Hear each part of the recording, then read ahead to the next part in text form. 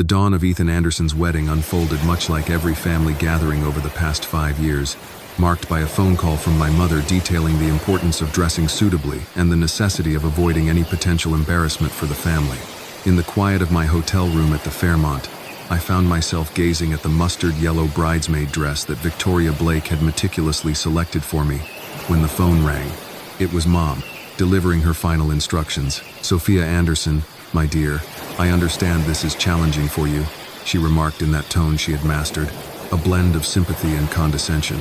Surrounded by the triumphs of Ethan Anderson's accomplished circle, witnessing the accolades of Victoria Blake's family. "Keep in mind that not everyone is destined to become a doctor or a lawyer." "I'll remember that," I said, adjusting the dress that rendered me reminiscent of a sickly banana. "Kindly refrain from discussing your job situation unless prompted by someone directly. Today belongs to Ethan Anderson, and our aim is to ensure everyone feels at ease." The circumstances surrounding my employment, the family had taken to calling it that now. Neither my career nor my work defines me. It is my situation that does. As if it were a medical condition demanding careful attention. In reality, I had transformed Anderson Global Logistics into a formidable $4.2 billion supply chain management enterprise, employing more than 85,000 individuals across 47 nations. We managed distribution for 30% of the Fortune 500, transformed cold chain logistics for pharmaceutical companies, and stood just 3 days from finalizing the largest merger in our industry's history. Yet, in the eyes of my family, I was merely an employee at a grocery store. It began in a seemingly harmless manner. 7 years prior, while constructing my inaugural distribution center, I toiled through the nights at a Whole Foods market in Brooklyn, immersing myself in every facet of food retail from its very foundation. I was curious about the journey of products from suppliers to shelves, the intricacies of inventory management at the store level, and the evolving patterns of customer demand. Many executives acquire this knowledge through spreadsheets and the insights of consultants. I acquired this knowledge through the meticulous process of scanning barcodes and arranging shelves during the quiet hours of midnight to 6 a.m. When family inquired about my work during those formative years, I would mention my involvement in food retail or my role in supply chain logistics. In some inexplicable way, this morphed into the notion that Sophia Anderson is employed at a grocery store. Once that narrative took root, correcting it became an insurmountable challenge, as any attempt would risk portraying me as either deceitful or unhinged. The first time I attempted to articulate the essence of Anderson Global, Uncle Robert gently patted my shoulder and remarked, "That's wonderful, dear. Your ambition regarding your grocery store job is commendable." When I spoke of bringing on my first 100 employees, Aunt Linda nodded with encouragement and inquired, "Oh, are you overseeing a department now?" Such remarkable advancement. In the end, I ceased my attempts to set them right. It was simpler to allow them to harbor their own beliefs than to confront their doubts. Truthfully, a part of me was intrigued to observe the duration of their steadfast beliefs regarding my existence. The response, it seems, was without end. The night before, the rehearsal dinner had unfolded with a certain brutality. The family of Victoria Blake were true exemplars of success. Her father had established a thriving construction company. Her brother had recently closed a deal, selling his tech startup for a staggering $50 million. Her mother held the esteemed position of a federal judge.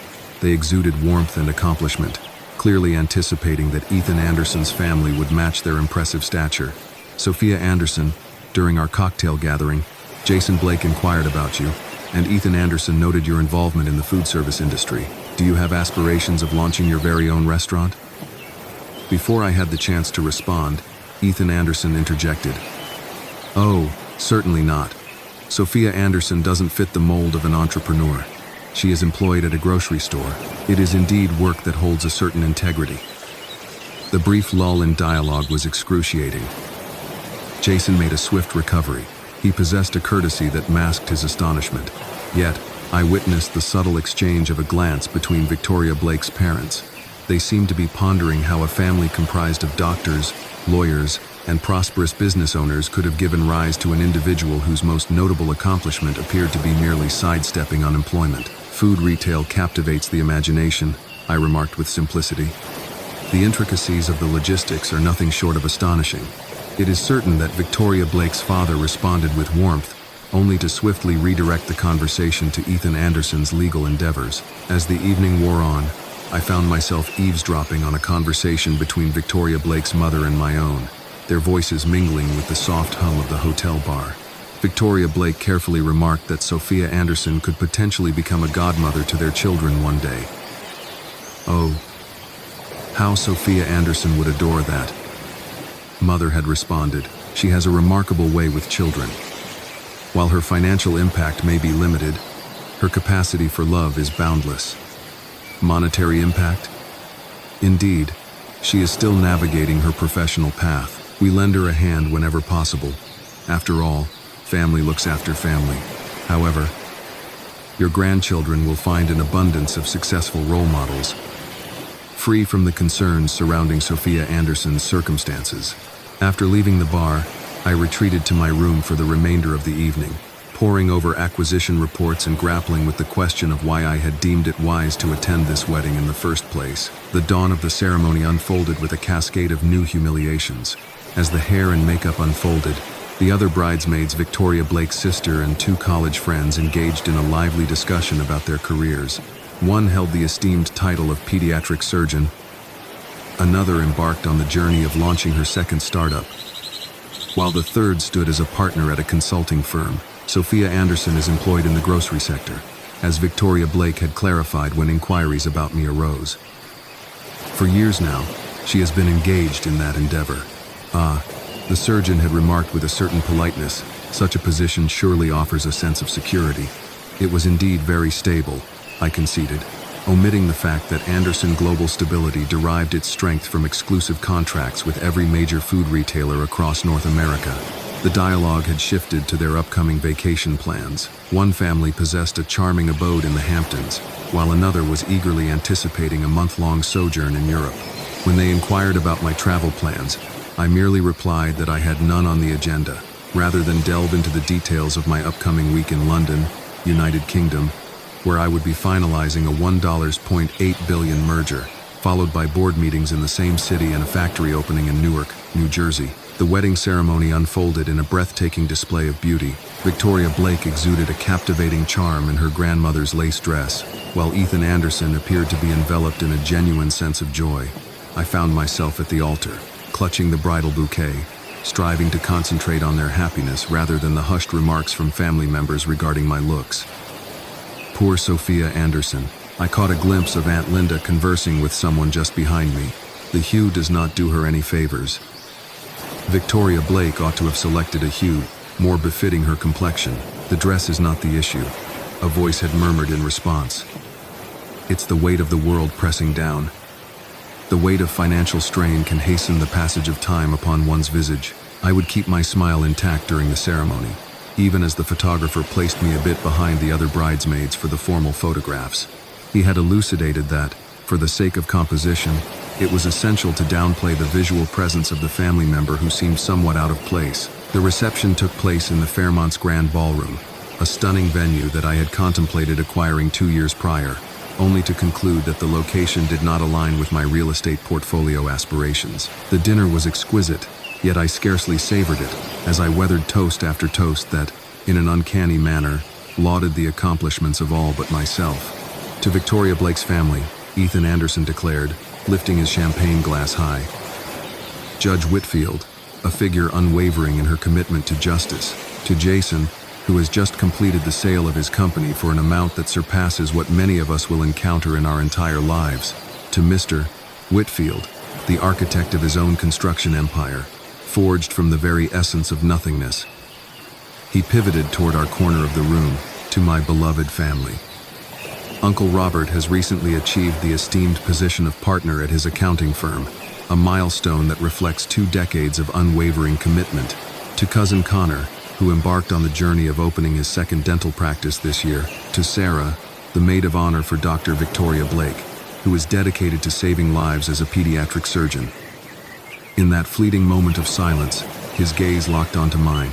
To the family members who uplift us in their unique and cherished manners. My sister, Sophia Anderson, journeyed all the way from the Upper West Side of Manhattan to be here, undeterred by the cost. Her role in food service embodies a commitment to honest and essential work. and we hold deep admiration for her unwavering dedication to the values that matter most. The applause resonated with a courteous yet deliberate intent. Numerous individuals cast their gazes upon me, their expressions imbued with a tender sympathy typically reserved for those emerging from the shadows of addiction or navigating the aftermath of a divorce. It was in the midst of the dancing that the true drama unfolded. As I ventured onto the terrace in search of fresh air, I inadvertently caught wind of a conversation that would alter the course of my life. Victoria Blake's mother conversed with Ethan Anderson by the bar, her tone laced with a palpable sense of worry. "Ethan Anderson, I must pose a question to you directly," she had declared. "Is Sophia Anderson in a secure financial position? I hope you don't mind me bringing this up, but I heard from Victoria Blake that she suggested Sophia Anderson could be the godmother to your children, considering her situation." Sophia Anderson? Heavens no. She has been battling for years. Ethan Anderson had chuckled. She possesses a certain sweetness, yet struggles to manage her own needs. She has been toiling away at that grocery store for, 7 years now? Never received a promotion, never ventured into anything different. It seems to me that she may not possess the drive for ambition, if you catch my drift. Mrs. Whitfield appeared to breathe a sigh of relief. My mind was troubled by the weight of the influence. While her work is undoubtedly commendable, it's worth noting that Victoria Blake hails from a lineage of remarkable achievers. Her father crafted his company from the ground up, while her brother recently amassed $50 million from his startup venture. It is our desire for our grandchildren to encounter the right kind of role models. "Do not concern yourself with that," Ethan Anderson had remarked. "Sophia Anderson has essentially become the family's charity case at this juncture. At times, my mother receives funds from us for her rent, and collectively, we contribute towards her car payments. Her intentions are good, yet she seems unable to exceed her current limitations." That was not the case. I had never sought or accepted financial assistance from any member of my family. Yet, it seems that was the narrative they crafted to rationalize my intentionally understated lifestyle decisions. Just as I was on the verge of retreating indoors, Connor's voice drifted around the corner, engaging in conversation with a few of Victoria Blake's relatives. "Have you noticed Sophia Anderson's car parked in the lot?" He spoke. "It has been around for about 15 years. I found myself feeling a twinge of embarrassment for her as the valet struggled to figure out how to start the car." Ethan Anderson noted that she has been utilizing food stamps. Another voice responded, "One of Victoria Blake's cousins," I mused. "It is simply disheartening," Connor had continued. "Everyone in the family has achieved success, save for her. My mother suspects that she may have a learning disability that went undiagnosed. What other explanation could there be for an individual remaining in the same entry-level position for 7 years? At the very least, she appears to be content," the cousin remarked with a touch of generosity. "I suppose ignorance is bliss," Connor had responded. "She remains blissfully unaware of the depths of her lagging progress." I had listened to all I could bear. I retrieved my phone and composed a message to David, my head of security, signaling that I was ready for pickup. His reply arrived without delay. Within 10 minutes, the helicopter stands fueled and poised for action. I found myself returning to the ballroom, intending to offer soft farewells and quietly depart before the night took a turn for the worse. As I approached the main table, Ethan Anderson had already tapped his champagne glass to capture everyone's attention. "Ladies and gentlemen," he began, "I wish to take a moment to express my gratitude to each of you for being present this evening. Victoria Blake and I feel immense gratitude for the privilege of being in the company of such successful and accomplished individuals.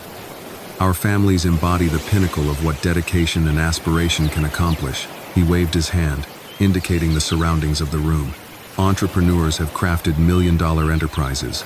Doctors are dedicated to saving lives. Lawyers tirelessly advocate for justice. Executives helm significant corporations. And individuals have embraced risks, challenged limits, and steadfastly pursued nothing short of excellence." His gaze locked onto mine from across the room, and there was an almost pitying quality in his expression. "Yet, we hold a deep appreciation for those family members who lend their support in more straightforward manners. My sister, Sophia Anderson, journeyed all the way from the Upper West Side of Manhattan to be here tonight, despite the likely strain it placed on her budget. Her profession lies within the realm of food service, a field characterized by its integrity and modesty. It is entirely acceptable that not everyone is destined to be a CEO or a surgeon. The applause was courteous, yet tinged with condescension. Numerous individuals regarded me with a sympathy typically reserved for those revealing a terminal diagnosis. Sophia Anderson embodies a significant essence, Ethan Anderson continued, becoming increasingly passionate about his subject. In a society fixated on success and recognition, she serves as a beacon, illustrating that there is honor in humble labor and worth in unassuming aspirations. She finds satisfaction in her life, and that is truly commendable. Victoria Blake's father had risen to his feet, a sense of generosity washing over him after indulging in several glasses of wine. He called out to Sophia Anderson for revealing that true happiness is not contingent upon success. The room lifted their glasses in my direction, as if I were an emblem of triumph over adversity, a living testament to the power of perseverance. I perceived a blend of pity and relief in their gaze, a silent acknowledgement that their own offspring had fared far better. It was at that moment my phone vibrated. "Is this Miss Anderson?" A tall man in an impeccable black suit stood beside me, his voice cutting through the air as if he had materialized from thin air, unnoticed by those around us. David Martinez embodied the essence of his past, a former Secret Service agent, honed in the art of safeguarding world leaders. Now, he channeled that expertise into the protection of one of the Upper West Side's most esteemed executives in Manhattan. "I'm David Martinez, your head of security," he continued, his voice resonating just enough for the nearby tables to catch his words. "I must interrupt for a moment, as there is an urgent matter that demands your immediate attention." The chatter that once filled the air had come to an abrupt halt. David possessed a commanding presence that filled any room, standing at 6 feet 2 inches, exuding an air of professional alertness and clad in tailored, expensive suits. "Protection," Mrs. Whitfield had reiterated, her expression one of bewilderment. "The helicopter awaits on the roof," David continued with an unbroken cadence. "The hour of 9 in the evening. The conference call with the team in London, United Kingdom, must proceed as scheduled without delay. The merger of Langford Industries is set to conclude on Monday morning, just as the markets in Frankfurt, Germany prepare to open in 3 hours. The board eagerly awaits your final nod on the $1.8 billion acquisition." The champagne glass, once cradled in Ethan Anderson's hand, now lay in shards upon the marble floor, a delicate disaster unfolding in an instant. "Apologies for the abruptness," I remarked, rising to my feet and adjusting the unfortunate mustard-colored dress. I endeavored to maintain a clear boundary between business and family moments.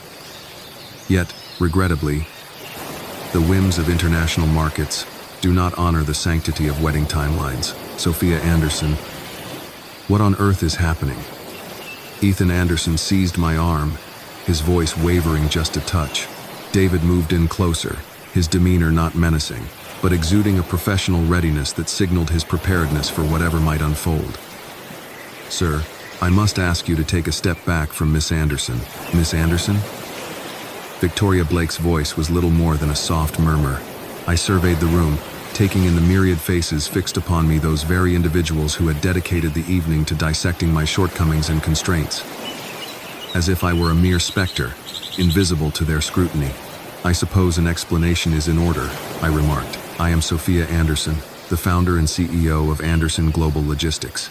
As the foremost privately owned supply chain management enterprise in North America, we operate across 47 countries, boasting an impressive annual revenue of $4.2 billion. Silence enveloped the surroundings, a profound stillness that seemed to stretch into eternity. The position at the grocery store that Ethan Anderson referred to? That is the beginning of my journey. For 3 years, I toiled through the nights at Whole Foods Market in Brooklyn, all the while dedicating my days to the construction of my first distribution center. I sought to grasp the intricacies of food retail, the nuances of customer behavior, the complexities of inventory management, the flow of supply chain logistics, and the interplay of employee dynamics. Many executives acquire this knowledge through the insights of consultants and the analysis of spreadsheets. I acquired this knowledge through the meticulous process of scanning barcodes and arranging items on shelves. Connor's face had turned an ashen hue. Our distribution services cater to approximately 30% of the Fortune 500 companies. I would persist. Walmart, Target, Kroger, Whole Foods Market, Brooklyn. In the last 5 years, if you've purchased groceries, it's highly likely that our systems facilitated the journey of that food from farm to shelf. We transformed cold chain logistics for pharmaceutical companies, crafted algorithms that enhanced delivery routes for Amazon's grocery division, and designed the inventory management systems employed by numerous leading retailers. Mrs. Whitfield regarded me with a gaze that suggested I had just declared my origins to be extraterrestrial. So, you're the one at the helm? I mentioned that Forbes placed me 47th on their list of the wealthiest self-made women. While I choose to emphasize that Anderson Global boasts a workforce of over 85,000 individuals across the globe and has maintained carbon neutrality for 3 consecutive years, Victoria Blake had discovered her voice before anyone else. Ethan Anderson, you mentioned that she was employed at a grocery store. Indeed, she does.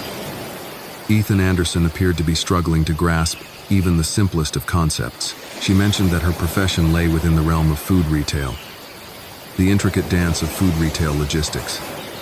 I had elucidated with a soft touch. I managed the intricate web of supply chain operations for all the leading grocery chains across North America, while also spearheading our expansion efforts into Europe and Asia.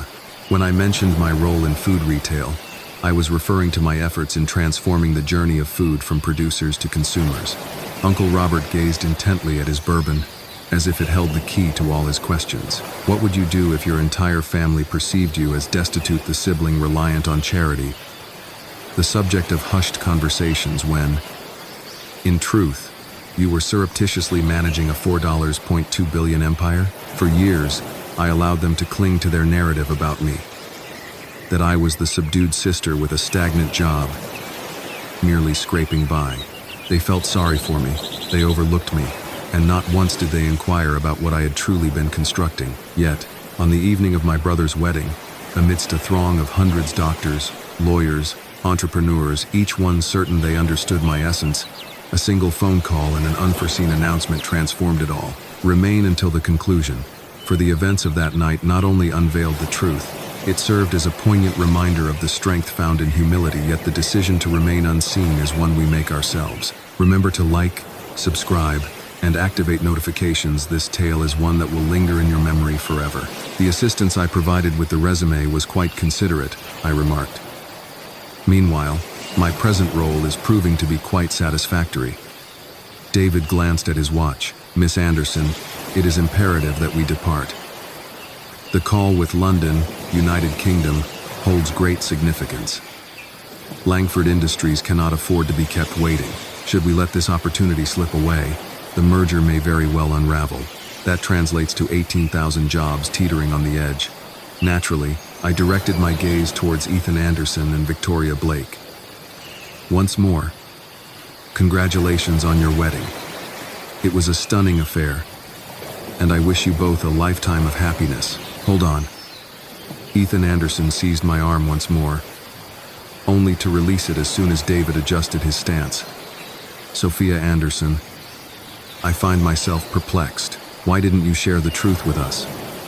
Why allow us to speculate? Share what exactly? That I had achieved success?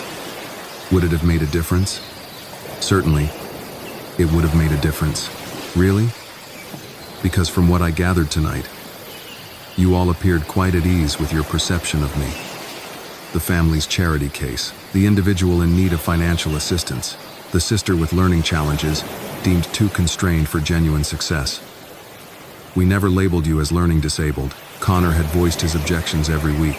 You said that just 20 minutes ago on the terrace, I responded. In addition to pondering my food stamp usage and feeling a twinge of embarrassment over my car, I noticed that Victoria Blake's father continued to gaze at me in disbelief. You're truly, $1 billion company is yours to command. She graces the Forbes list. A hushed voice floated from the shadows of the room. I glanced over to find one of the younger cousins brandishing her phone. Sophia Anderson, CEO of Anderson Global Logistics, with a net worth estimated at $2.3 billion. The whisper that swept through the room resembled the cascading of dominoes. This doesn't make sense, Aunt Linda remarked, her tone tinged with accusation. If you're so wealthy, why do you dress so modestly? Why do you drive an old car? Why live like a normal person? Because money isn't the most important thing in life, I replied. I believed family held significance. I believed that being present for those you cherish outweighed the importance of flaunting your financial achievements. I believed that humility in the face of success was a commendable trait. Ethan Anderson shook his head in disbelief. Yet, you allowed us to believe you were in turmoil. I never allowed you to think anything, Ethan Anderson. You all made assumptions. You concluded that my silence at family gatherings indicated a lack of accomplishments, simply because I chose not to boast about them. You constructed an elaborate story about my life, filled with financial troubles I do not possess and constraints I have never exhibited, all without posing a single direct inquiry regarding my actual profession. Yet, you mentioned your experience in food retail. Victoria Blake had objected. I clarified that my role lies in food retail logistics. When I brought up supply chain management, you offered a courteous nod and swiftly shifted the conversation. When I discussed hiring employees, you seemed to think I was referring to overseeing a grocery store department. When I mentioned my business travels, you assumed I was talking about attending training sessions at various locations. The room was enveloped in a profound silence, each person grappling with the weight of their own assumptions. You know what's amusing? I continued. 3 years ago, when I missed Christmas, you all concluded it was due to my inability to afford the plane ticket. The reality is, I found myself in Frankfurt, Germany, engaged in negotiations for a contract that would return 2,000 manufacturing jobs to the United States. When I missed Connor's wedding last year, you presumed I was putting in extra shifts to cover rent. In truth, I was in Germany inaugurating our latest facility, which now provides employment for 1,500 individuals. Connor appeared as though he were on the brink of illness. Miss Anderson, David interjected softly. The helicopter. I gave a nod in response. I truly must take my leave. London, United Kingdom, is relentless, and many are counting on the successful closure of this deal. As I approached the exit, the room seemed to part for me, as if I were a figure of royalty making my departure. The individuals who had been casting glances of sympathy just moments prior now regarded me with a blend of wonder, perplexity, and what I suspected was a hint of shame. As I reached the door, I paused for a final glance over my shoulder. For what it's worth, Ethan Anderson, I genuinely hope you and Victoria Blake find happiness together. Marriage ought to revolve around embracing someone in their entirety, rather than molding them into an idealized version of your imagination. Perhaps this is a truth worth holding on to. The ascent to the rooftop was marked by a tranquil silence, broken only by the gentle strains of jazz wafting through the speakers. David held the door for me as we stepped onto the hotel's helipad, where my pilot awaited, the rotors already spinning in anticipation. How was the wedding, ma'am? David inquired, his voice rising above the cacophony. Educational, I replied, fastening my seatbelt and donning the headset. As we ascended, I noticed a crowd on the hotel's lower terraces, their faces turned skyward. A mix of bewilderment and curiosity etched upon them as they gazed at the helicopter. My phone vibrated incessantly with calls and messages. Ethan Anderson, Connor, Aunt Linda, and several unfamiliar numbers.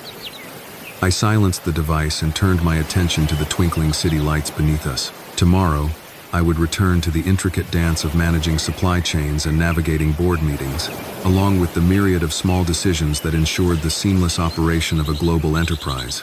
This evening had served as a poignant reminder of why I maintained a clear divide between those realms. Yet, perhaps it was time to cease the concealment of the person I had evolved into. Perhaps those who truly mattered would love me regardless, while the opinions of those who didn't hold any significance. After all, their approval might not be worth seeking. London, United Kingdom, ma'am.